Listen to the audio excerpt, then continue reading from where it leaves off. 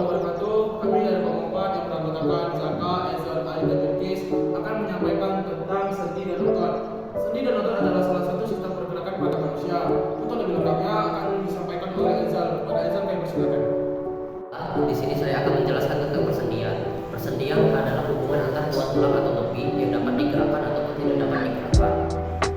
Kemudian, persendian disusun oleh 5 komponen penyusun. Yang pertama adalah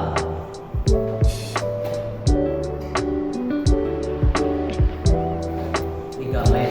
Ligamen adalah jaringan ikat fibrosa yang menempelkan tulang ke tulang. Ligamen berfungsi membatasi dan menstabilkan pergerakan sendi. Yang kedua adalah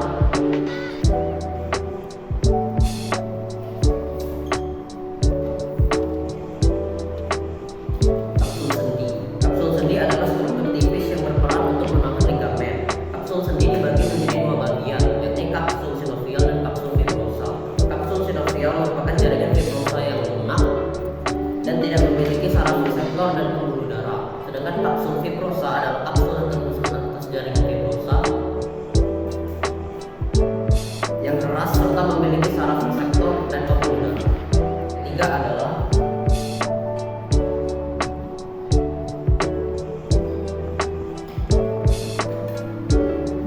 Ketiga adalah cairan sinovial, adalah cairan kental yang berfungsi untuk melumasi sendi agar mudah untuk bergerak. Dan yang keempat adalah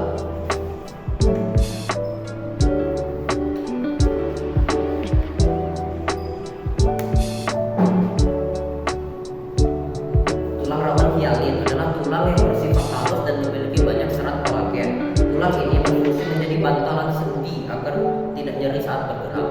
Dan yang terakhir adalah bursa, yakni kantong tertutup yang berfungsi mengurangi pergerakan antar tulang. Selanjutnya kita akan membahas tentang tipe persendian.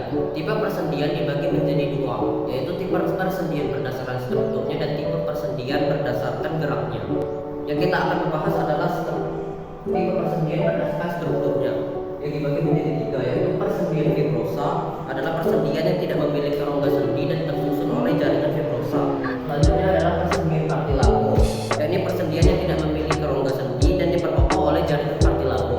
Dan yang terakhir adalah persendian sinovial, adalah persendian yang memiliki rongga sendi dan diikat oleh ligamen dan kapsul sendi.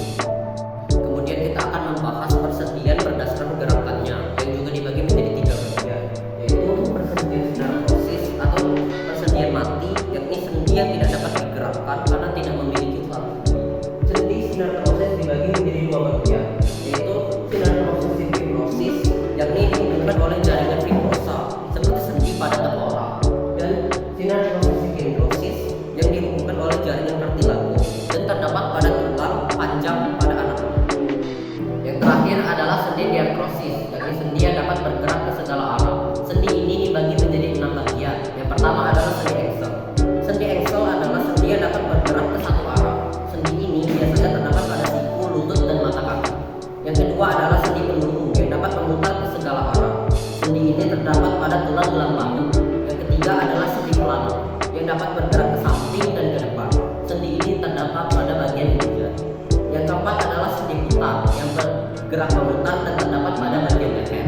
Yang kelima adalah sendi luncur atau sendi geser yang memiliki gerakan bergeser dan tidak berporos seperti di bagian pergelangan tangan. Dan yang keenam adalah sendi condyloid yang memiliki gerakan ke kanan, ke kiri, ke depan, dan bagian belakang, serta terdapat antara tulang pengumpil dan pergelangan tangan. Baiklah, selanjutnya adalah materi otot yang akan disampaikan oleh Dava. Kepada Dava, kami persilakan. Penjelasan. Untuk melakukan suatu gerakan diperlukan kerjasama lebih dari 1 macam otot. Paling sedikit 2 macam otot, yaitu otot antagonis dan otot sinergis. Otot antagonis adalah otot yang bekerja saling berlawanan sehingga menghasilkan gerakan yang berlawanan. Antagonis sebagai berikut.